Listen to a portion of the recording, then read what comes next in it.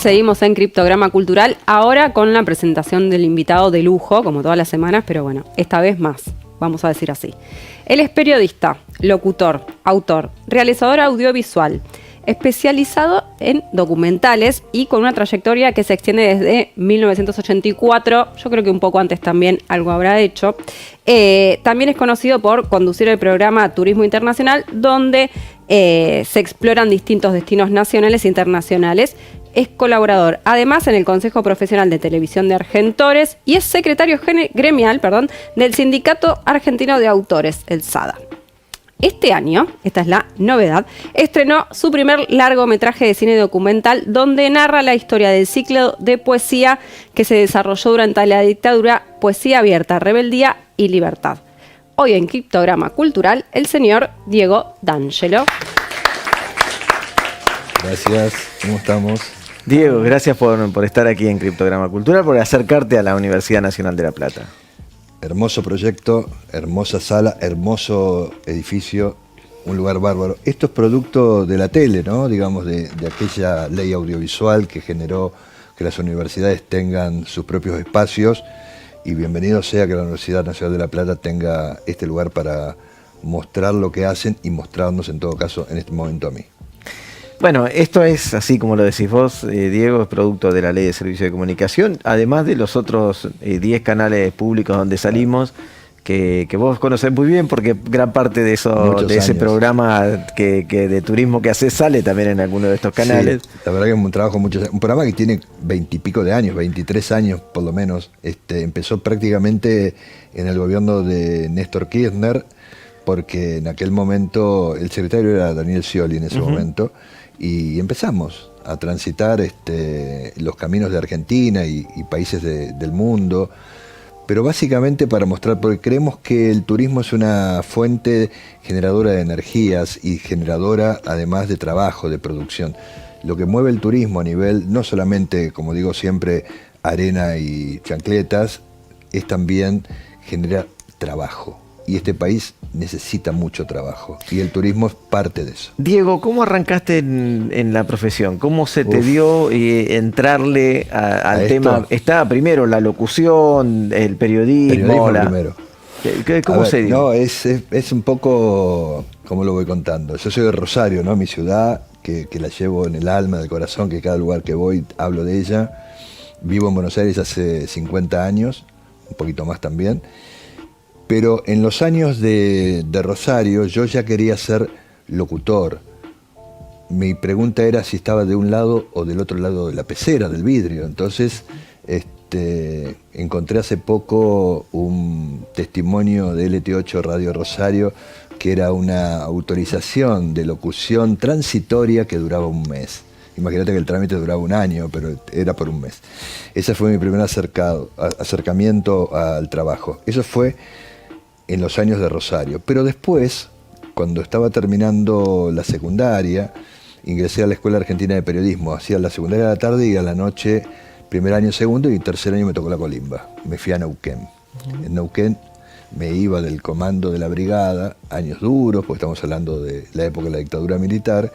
Me iba a LU5 Radio Neuquén y leía cables. ¿Qué son los cables? Los cables, esas teletipos que escupían todo el tiempo información de las agencias de noticias, y estaba en un programa que conducía un señor que se llamaba Radiboir, un programa de deportes.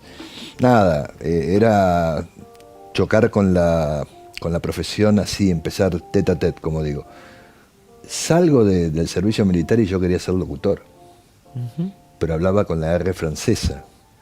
Esto lo cuento. Muchos en mi familia hablan con la R francesa. Al estilo Cortázar, digamos. Claro, exacto, un estilo como Julio. Hubo que arreglar eso. Entonces fui a una foniatra, por supuesto. No me iban a aceptar en el ISER porque hablaba mal, no era el estilo de locución, y mucho menos hoy cualquier conductor de televisión que hable con la R francesa habla, ¿no es cierto? Hay muchos ejemplos. Iba por la calle haciendo lo cuento porque a lo mejor es útil para mucha gente. La R sale de la P, el labio arriba, ¿no? La lengua arriba del labio. Iba por la calle haciendo prr, hasta que salió. Fui a dar el examen de ingreso al ISER Éramos 1000 en el viejo auditorio de Radio Nacional, que era demolido, vendido el edificio y con una torre hermosa a la vuelta de Argentores, por la calle Ayacucho, y me dijeron, voz infantil. Y me echaron. Después con el tiempo me enteré que echaron a muchos otros también, porque había que poner 10 o 15 varones, claro, 10, 15 mujeres. De alguna forma había que clasificarlo. Había que sacar gente del medio. Bueno. Y nos fuimos de ahí. A la tarde de ese mismo día me fui a anotar a COSAL, porque había solo 2 institutos, el oficial, que sigue siendo el dependiente en aquel momento del CONFER, el ISER, y COSAL, que son los salesianos, que le encontraron una vueltita al tema desde los años 60 o 70, y era el único instituto privado. Diego, bueno, hablando de estigmatización en el habla, justo una persona que por ahí no se sabe mucho, pero que vos hiciste un documental, nada menos que de San Martín, Último Viaje, también le cuestionaban que hablaba muy catalán, en realidad muy español, pero raro. Es raro para la época, según Mitre, ¿no? Y sí, algunos otros, ¿no? Exactamente, aparecen muchos títulos. Nos vamos a ir a la pausa viendo el tráiler de San Martín, El Último Viaje, documental que hizo Diego D'Angelo.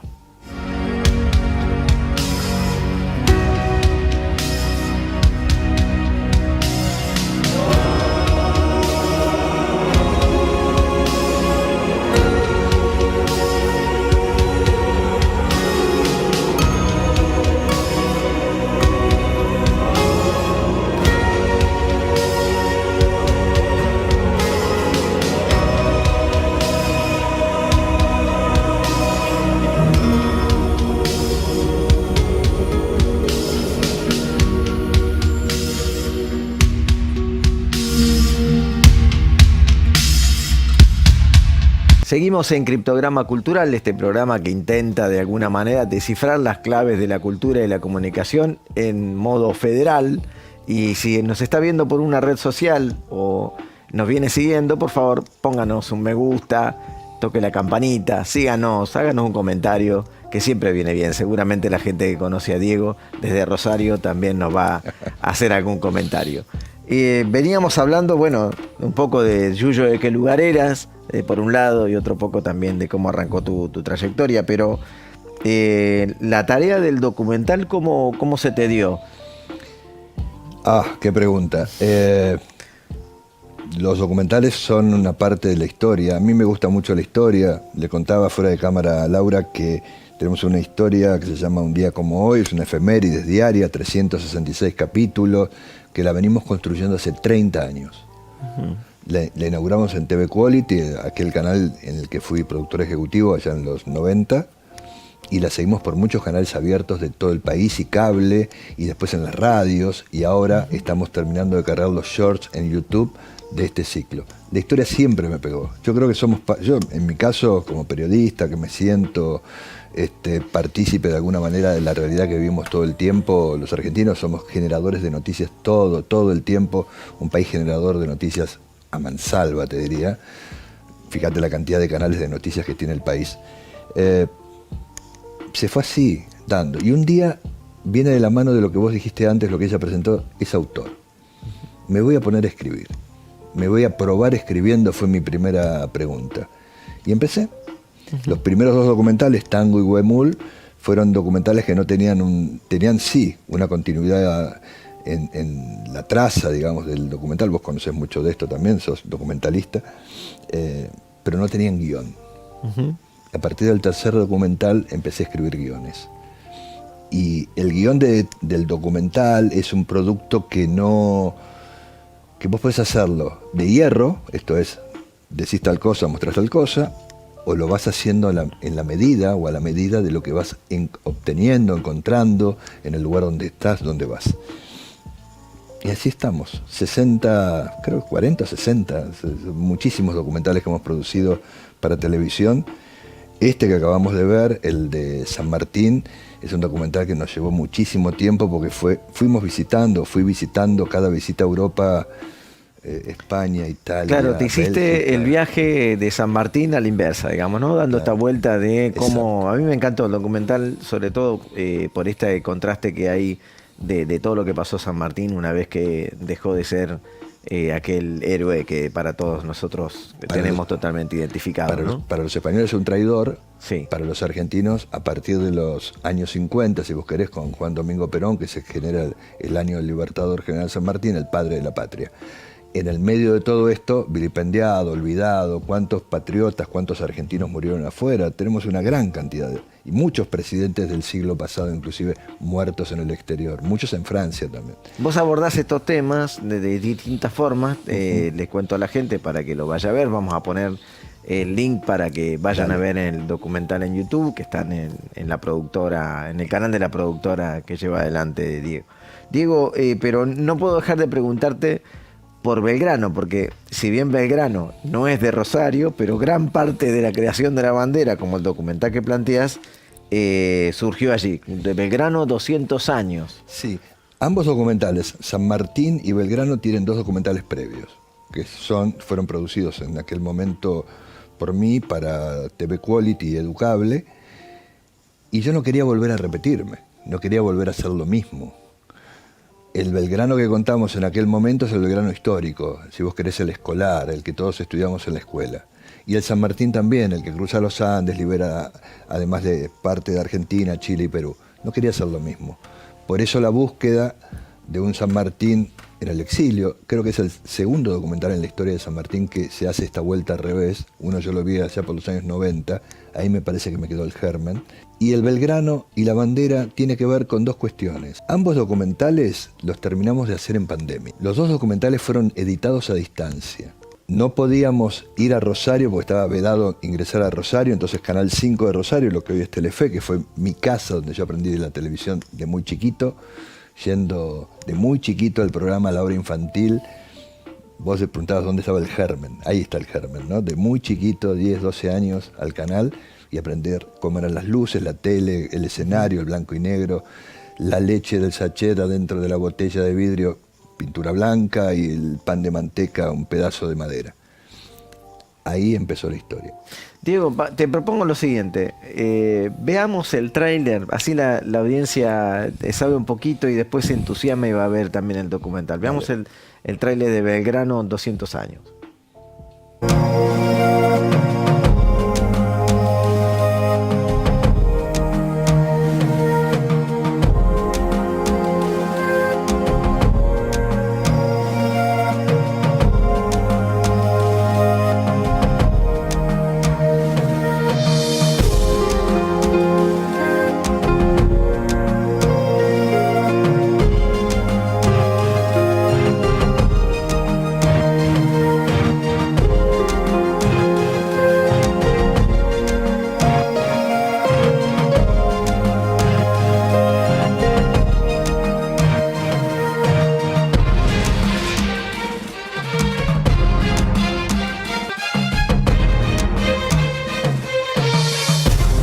Diego, veíamos recién el tráiler, hace un ratito nos contabas que bueno, que te gusta mucho la historia y que a partir de ahí es que empezaste a hacer tus producciones documentales.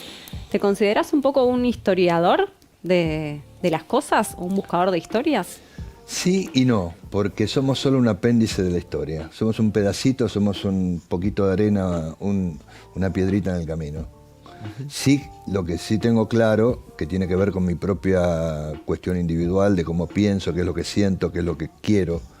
Voy a decir una frase muy remanida: trabajamos para el futuro, nuestros hijos, dejarle una mejor patria, un mejor país, etc.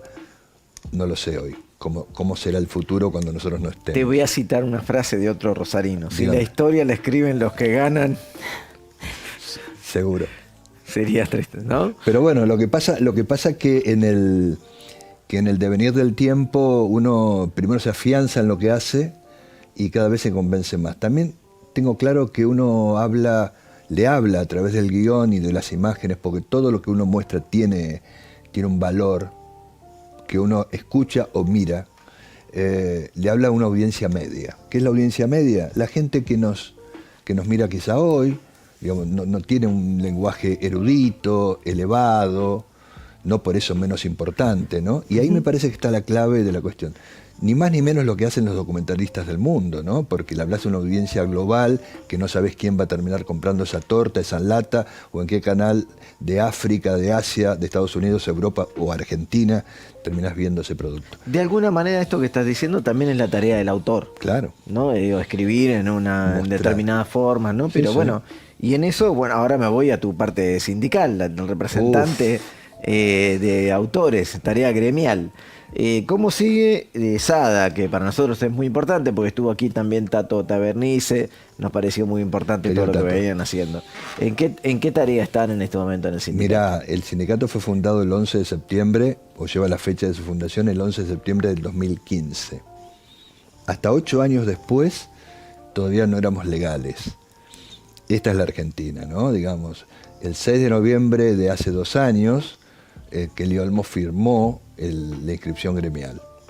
Ministra de Trabajo. La ministra de Trabajo del último gobierno de Alberto Fernández, ¿no? La última ministra. La última ministra de Trabajo, porque después, al tomar el nuevo gobierno, desapareció el ministerio, quedó en secretaría. Hoy, precisamente hoy, estamos presentando el pedido de personería gremial, lo que nos habilita a tener convenios colectivos de trabajo, lo que nos habilitaría a tener una obra social en el futuro si todo fuera posible, nos habilita a intercambiar condiciones laborales con quienes son la otra contraparte, ¿no? Digamos, Diego, mira, ahí como vos ya bien sabés, nosotros salimos en 11 canales provinciales y además se ve por Flow, por Cablevisión, por varios lugares. Pocas veces hay oportunidad de hablar de estos temas.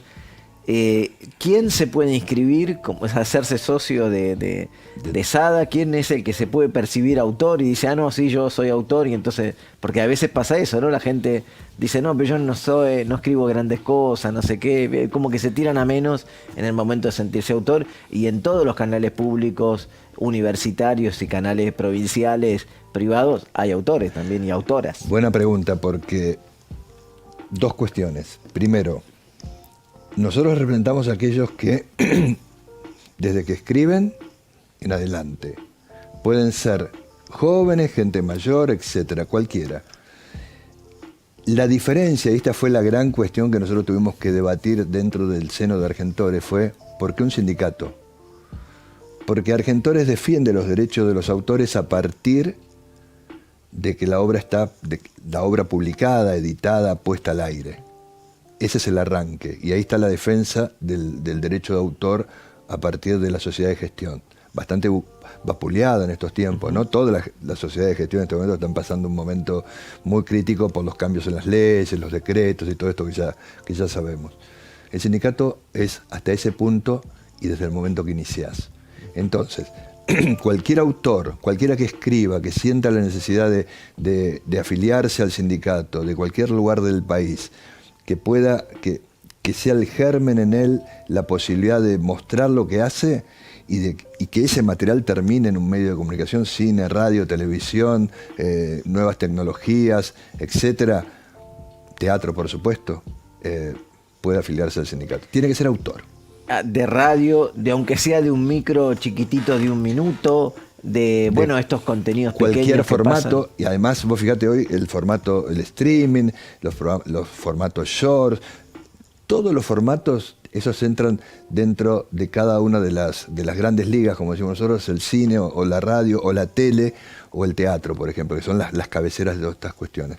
Ahora, nosotros nos presentamos hoy como audiovisuales. Y hoy ya el audiovisual no tiene esa segmentación, por lo menos en la cabeza nuestra, y creo que ustedes también, de somos nosotros la radio, somos nosotros la tele. No, el audiovisual hoy, por la conformación, hacer radio y salís por tele, cosa que hace algunos años estaba prohibidísimo, por ejemplo, ¿no? Hacer radio, y estás en un multimedio con un solo producto, que es lo que encontramos nosotros finalmente, hablo de lo propio, ¿no? Digamos, una sola serie. Vuelvo a esto, un día como hoy, en la radio, en la tele, en el YouTube, y es el mismo producto. Diego, yo tuve la suerte de conocerte ya hace unos cuantos años, te veo realmente muy dedicado a muchas cosas y muy apasionado en todas ellas. seguramente hablaremos ya muy pronto en el próximo bloque de tu última película. Dale. Pero te voy a dejar picando la pregunta. ¿Vos sos un apasionado a la poesía? No leo poesía. ¿No lees poesía? No leo poesía. Y esa es una de las claves de la película que en el próximo bloque vamos a hablar. Siga en Criptograma Cultural. Ya volvemos. Vamos a una pausa y seguimos.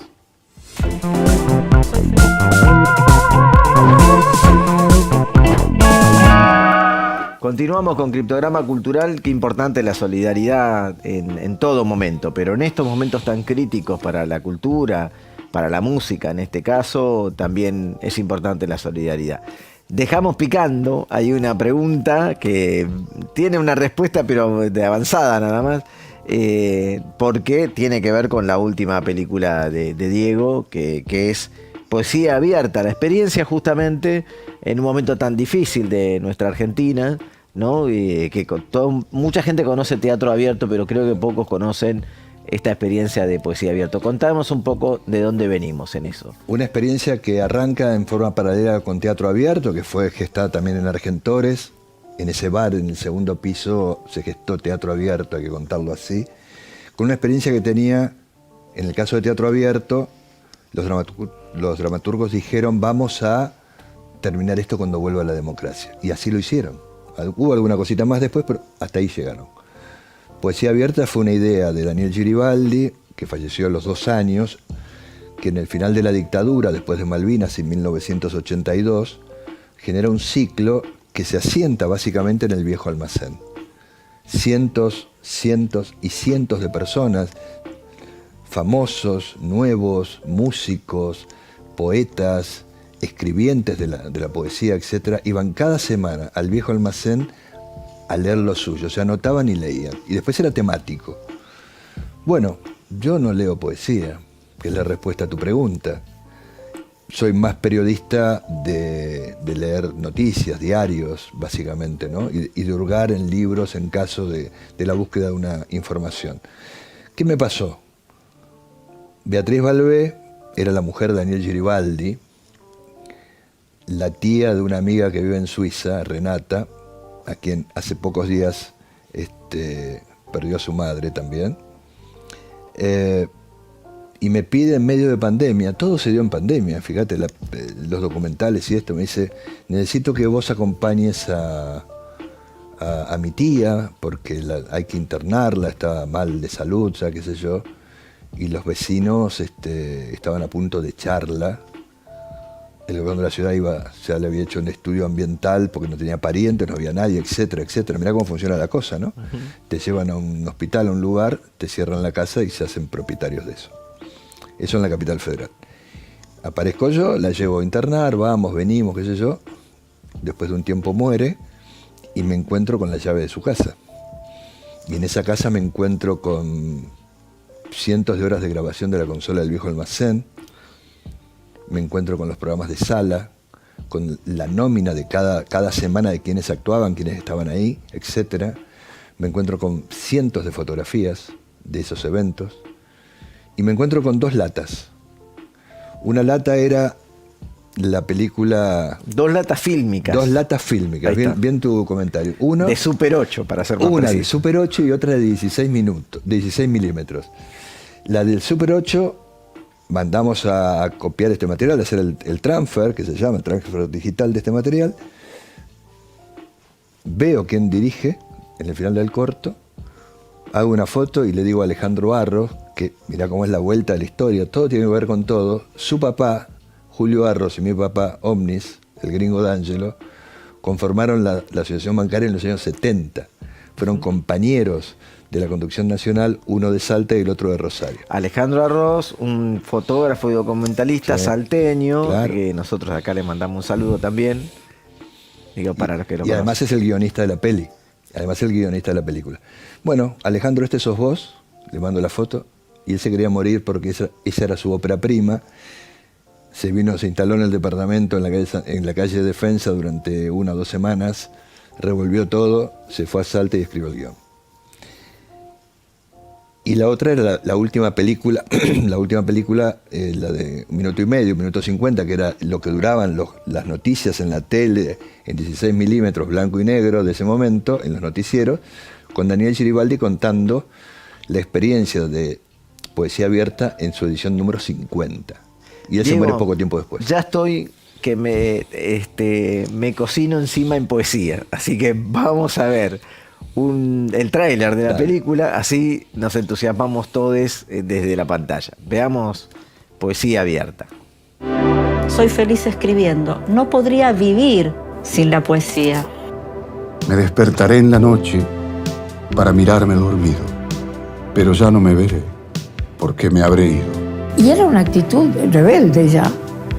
Reunirse a leer poesía. Yo aprendí en Poesía Abierta, aprendí a desnudarme, a no tener pudor para llorar, para sentir. Un ciclo, obviamente, dedicado a la poesía. Era un hombre muy generoso en el sentido de la poesía, porque han sido muy pocos los grandes movimientos argentinos para aglutinar a los poetas. Y Poesía Abierta ha sido un aire fresco. Giribaldi cierra su vida con mucho esplendor. No sé si él buscó ese esplendor, pero ese esplendor apareció. En el diario El Mundo conocí a Daniel Giribaldi. Además de amarlo hasta el día de hoy, lo he y lo admiro, y hasta que me vaya lo admiraré. Imagínate lo que es reunir a artistas populares, a poetas de todos los ámbitos, académicos, letristas, y Poesía Abierta nos enseñó que rompiendo las aduanas culturales, que como ellos hicieron después de la dictadura, estamos acá, lo nuestro no tiene precio, pero tiene un gran valor. Eso fue Poesía Abierta.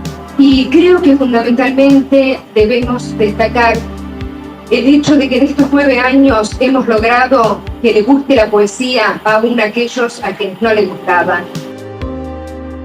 Porque lo bueno que tenía Poesía Abierta es que no tenías que ser un poeta conocido, tenías que ser poeta. Es magistral que haya sucedido y muy hermoso que tenga una continuidad en el tiempo, porque de eso pasaron 40 años. Y sin embargo, ese espíritu sigue.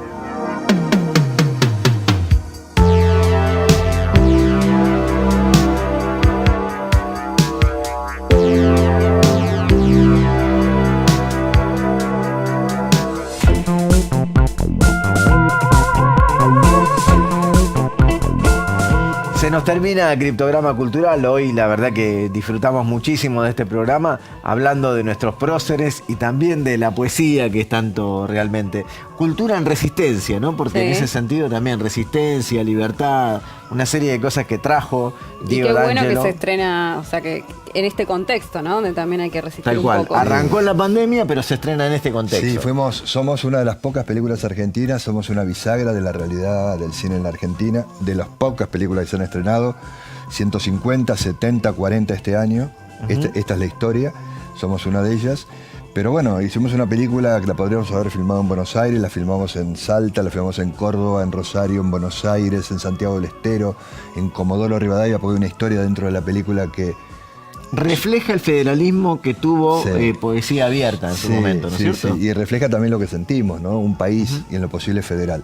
Y también la filmamos en La Carolina, en San Luis, en el Museo de la Poesía. Qué bueno. Digamos, ahí estamos. Nos falta estrenar ahora en San Luis próximamente, luego en Rosario, mi ciudad, como digo siempre, y vuelvo a Buenos Aires en algún momento, y por supuesto queremos que venga aquí a La Plata, porque es una película que bien vale la pena.